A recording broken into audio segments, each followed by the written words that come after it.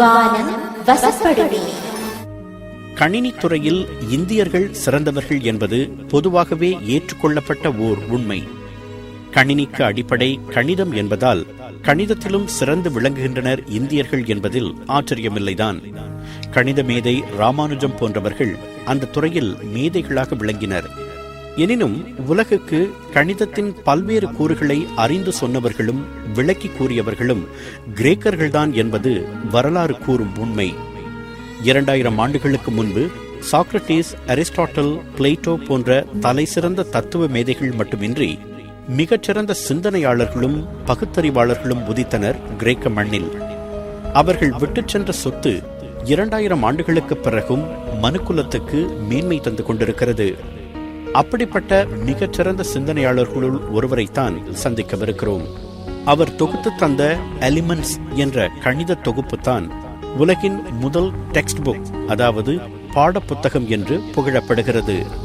கணிதத்தின் தந்தை என்று வரலாறு போற்றும் அவரது பெயர் யூக்ளிட்.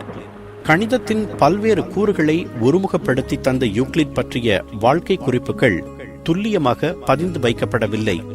அவர் பிறந்த ஆண்டும் இறந்த ஆண்டும் கூட சரிவர தெரியவில்லை.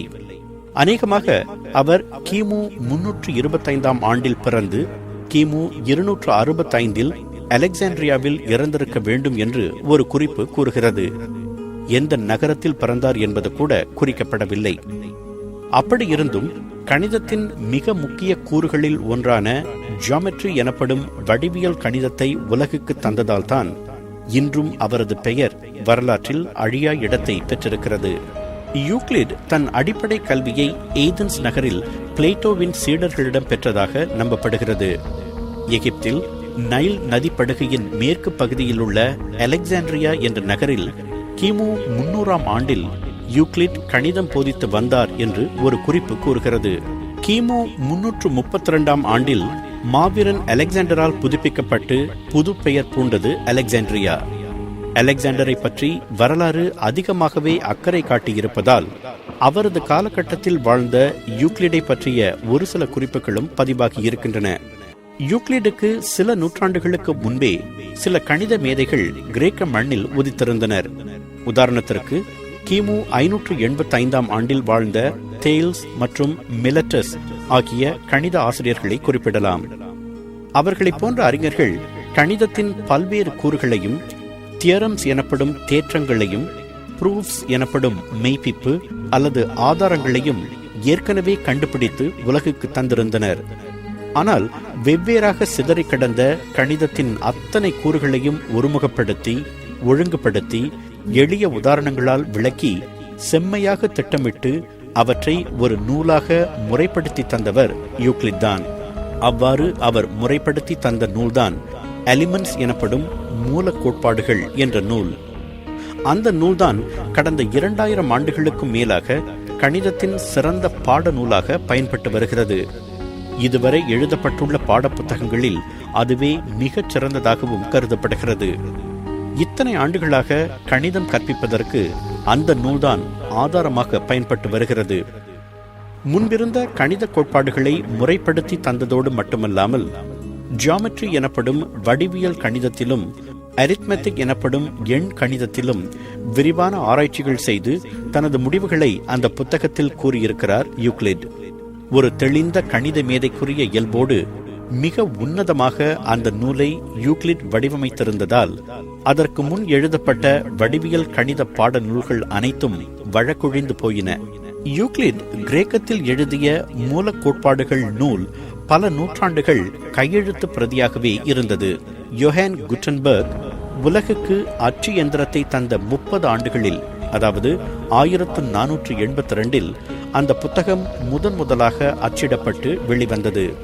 அதன் பின்னர் அது பல மொழிகளில் மொழிபெயர்க்கப்பட்டது.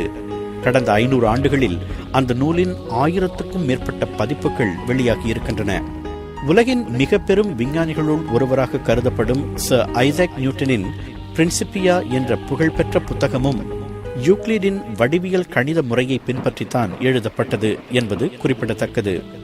எனவே யூக்ளிடின் தாக்கம் தற்கால விஞ்ஞானிகளையும் விட்டு வைக்கவில்லை. அதில் ஆச்சரியமில்லைதான். ஏனெனில் அறிவியலின் மொழியே கணிதம்தான். எந்த ஒரு விஞ்ஞானியும் ஆராய்ச்சியாளரும் தங்கள் முடிவுகளை உணர்வதற்கும் அவற்றை மெய்ப்பிப்பதற்கும் கணிதத்தின் துணையையே நாட வேண்டும். எனவே கணிதத்தின் தந்தையான யூக்ளிடை அறிவியலின் தந்தை என்று போற்றினாலும் தகும். கணிதம் தவிர வேறு பல துறைகளிலும் ஆராய்ந்து மொத்தம் 13 நூல்களை யூக்ளிட் எழுதியிருப்பதாக ஒரு குறிப்பு கூறுகிறது. அவற்றில் 3ஐ தவிர மற்ற எந்த நூலும் பாதுகாக்கப்படவில்லை. யூக்ளிட் அலெக்சாண்ட்ரியாவில் ஒரு பள்ளியை நிறுவி கணிதம் போதித்து வந்த போது ஒரு மாணவன் அவரிடம், இதையெல்லாம் படித்து எனக்கு என்ன லாபம் கிடைக்கப் போகிறது என்று கேட்டானாம். உடனே யூக்ளிட் தன் பணியாளனை அழைத்து, இவன் லாபத்தை எதிர்பார்த்து கற்க வந்திருக்கிறான், இவனுக்கு சிறிது பொருளை கொடுத்து வெளியே அனுப்பிவிடு என்று கூறினாராம். பின்னர் தன் மற்ற மாணவர்களை பார்த்து, கல்வி என்பதே லாபம்தான், புதியனவற்றை கற்றுக்கொள்வதும் தெரியாததை அறிந்து கொள்வதுமே பலன்தான் என்றாராம். இன்றைக்கும் பொருந்தும் உண்மையல்லவா அது? கிரேக்கத்தை ஆண்ட டாலமி என்ற மன்னனுக்கும் கணிதம் கற்பித்து வந்தார் யூக்ளிட்.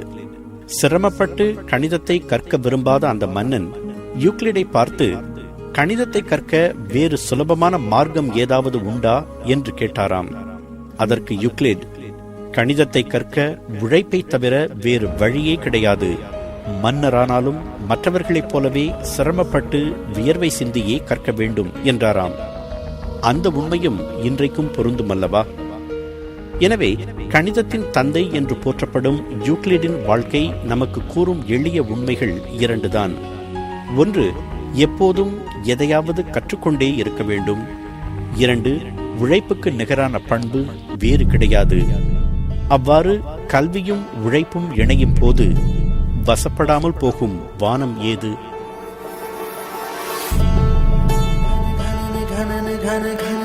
வானம் வசப்படுமே. 96.8 கேட்டாலே பரவசம்.